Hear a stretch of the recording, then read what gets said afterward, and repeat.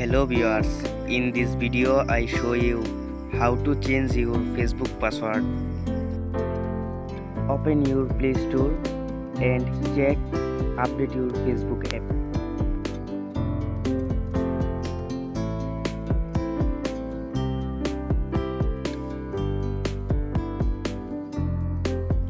Open your Facebook app.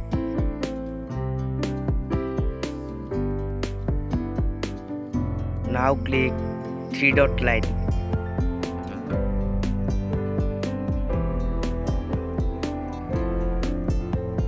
Now click Setting and Privacy. Click now Setting option. Click now Account Center.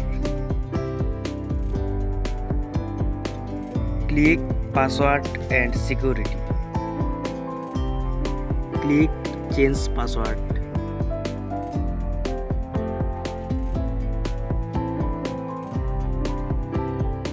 Type Facebook correct password. Now type your new password.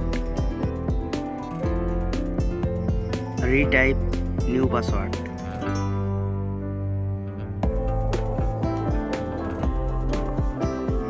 Click now change password.